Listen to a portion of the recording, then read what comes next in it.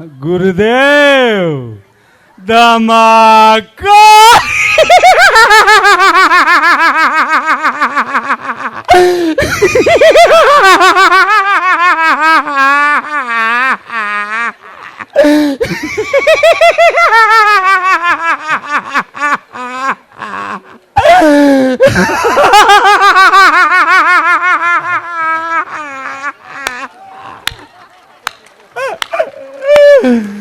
बोलो गुरुदेव भगवान की, बोलो बागेश्वर धाम की, बोलो बालाजी सरकार की, बोलो सन्यासी बाबा की। जय श्री राम, जय जय श्री राम। गुरुदेव एक इच्छा था, दो शब्द बोलूं गुरुदेव के लिए। दास का इच्छा था। उड़े लो।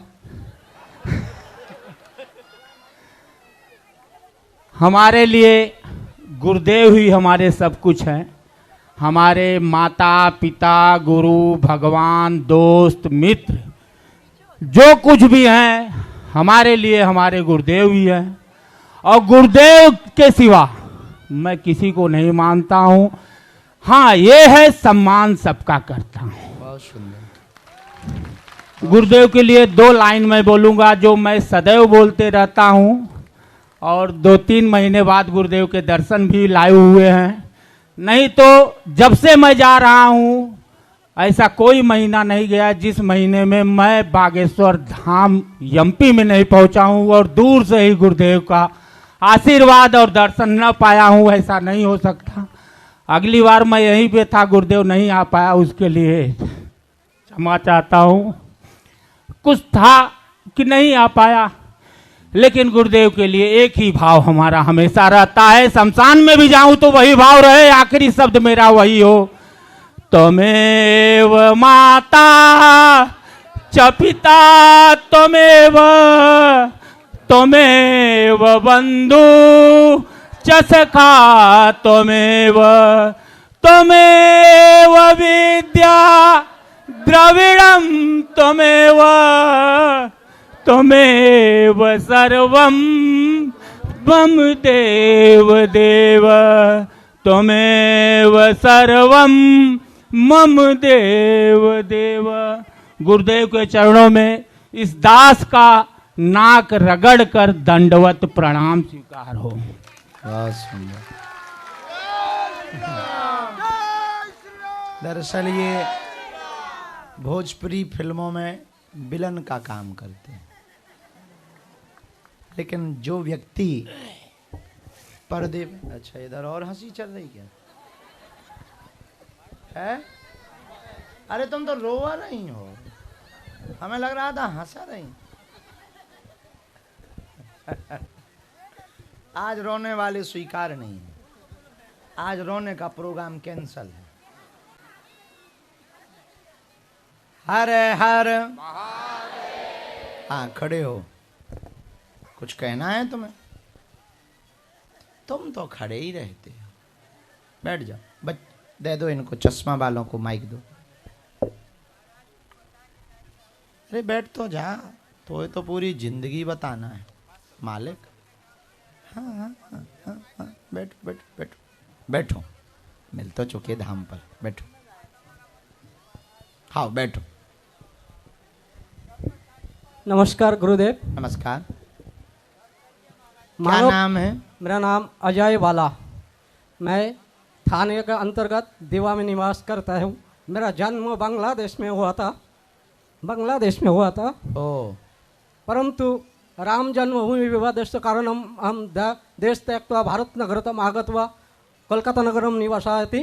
तत्र धनमार्जितार्थं मुम्बै नगरतः आगत्वा निवसामि। परन्तु मम प्रश्न एवम् अस्ति, वयं सनातनी अस्मि, परन्तु आद्य सनातनस्य वाक्य किं न वदति मनुष्य। एवं गीतास्य अध्ययनस्य गुरुकुलस्य व्यवस्था न किं भवति, विद्यालय गीतास्य अध्ययनं किं न भवति।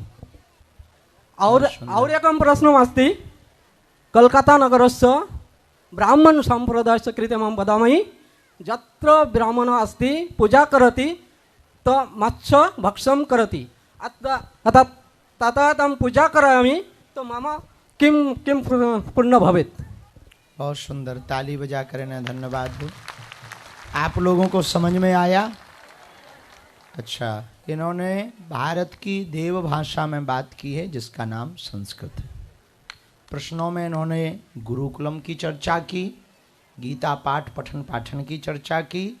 दूसरी बात बहुत अच्छी कही कि कोलकाता में जो ब्राह्मण पूजा करने जाते हैं वो पूजा पाठ के बाद में मछली का भक्षण करते हैं।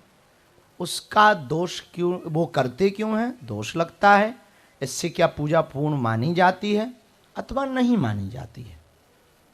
आपको समझ आ गई बात? हाँ, तो ये संस्कृत देव भाषा है और ये हिंदुओं को, भारतीयों को इस बात का जोर देना चाहिए कि कोई बांग्लादेश से आकर संस्कृत सीख लिया है।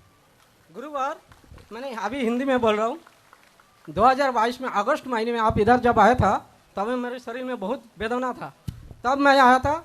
इधर आने के बाद तब आपसे जुड़ा, तब हनुमान चालीसा मैं जानता भी नहीं था। मैं जानता था वो कोई गीत हो गया गाता है, बांग्लादेश से आया, हम सबको सब विषय में जानता नहीं। लेकिन जब आपका इधर आके आपका दिव्य दरबार देखा, तब से मैं निरंतर आपका वीडियो देखता हूँ। आप कहीं भी जाएंगे विश्व के अंदर आपका वीडियो नहीं देखेगा मेरा ऐसा कोई दिन नहीं है। मैं टेलर हूँ, वस्त्र शिल्पकार, आपका कोई वीडियो मैं नहीं देखेगा ऐसा कोई दिन नहीं। एवं गीता का अध्ययन करती, तब से मैं आरंभ किया गीता एवं यूट्यूब से सीखने का बाद मैंने यूट्यूब से सीखा। संस्कृत कहाँ सीखी आपने? यूट्यूब से। यूट्यूब से?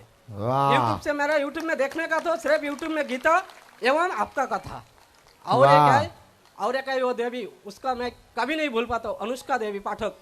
अच्छा। उनको मैं बहुत कथा सुनता हूँ। और एक मेरा शिकायत भी है, ये शिकायत है बहुत कथावाचक है ना, जो कथा सुनाता है, कथा सुनाते सुनाते मुगलों का भाषा बोलता है, शायरी व गजल के माध्यम से बोलता है, तब इतना वेदना होता है। मेरा हृदय मंदिर में जो भगवान को बैठाया हूँ और उनके साथ जब वार्ता करता हूँ तो मेरा वाक्य ही नहीं निकलता है मेरा मुख से, तो मेरा वेदना इतना होता है जो शिवाजी महाराज का स्वप्न दशा राज्य महाराणा प्रताप राज्य देश भक्ति था क्या हो गया भारत में, क्या हो गया? भारत की मूल संस्कृति और संस्कृत का प्रचार करना है तो भारत में वैदिक गुरुकुलम की स्थापना तो हो, पर जो वर्तमान में संचालित स्कूल हैं उन स्कूलों में यदि गीता पाठ अनिवार्य कर दिया जाएगा तो हमारी संस्कृति का संवर्धन भी होगा, संरक्षण भी होगा। गुरुवार भारत सरकार के पास इस समय से बेहतर कोई दूसरा समय नहीं है। भारत सरकार के शिक्षा माध्यम मंत्री और भारत में रहने वाले लोगों को, समस्त सनातनियों को इस बात का जोर देना चाहिए कि हमारे पठन पाठन में बालकों को संस्कृत अथवा देव भाषा के साथ साथ गीता पाठ अनिवार्य कर देना चाहिए। गुरुवार मैंने इस जगह के 5 अध्याय पर अध्ययन किया। मैं 2 लाइन अगर बोल लेगा तो मैं संस्कृत में हम उत्तर दे दें आपके प्रश्नों का। हाँ बोलिए। पहला प्रश्न यही था ना? हाँ। दूसरा था आपका कोलकाता वाला। पश्चिम बंगाल में आचार्य परंपरा का पालन करने वाले कुछ आचार्य अथवा कर्मकांडी ब्राह्मण पूजा करने के बाद मीन भक्षण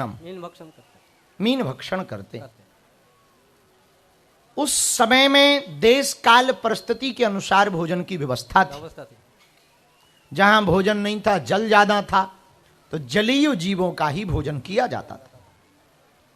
वही परंपरा चलती आ रही, पर वर्तमान में सात्विक शाकाहारी, अब तो एक और भोजन आ गया है,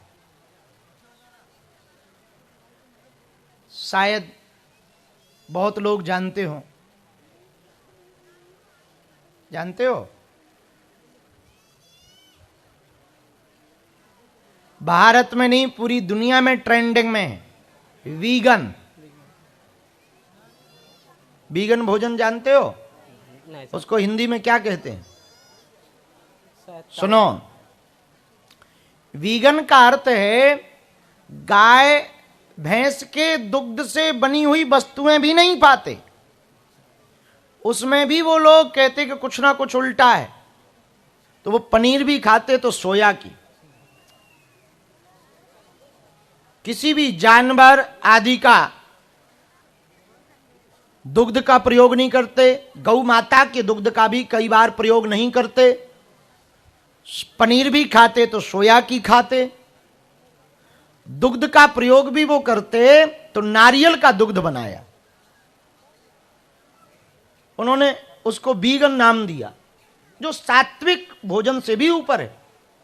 तो पूरे विश्व में जहां जहां भी वैष्णव लोग रहते हैं, उनके पूर्वज किसी परिस्थिति के कारण यदि मांसाहार मीन भक्षण करते रहे हों, तो अब वर्तमान में पूरी भौगोलिक परिस्थिति बदल चुकी है। अब भोजन की पर्याप्त व्यवस्था है। उस अभक्ष्य भोज को छोड़ करके अब सात्विक भोजन की ओर भारत के वैष्णवों को लौटना चाहिए।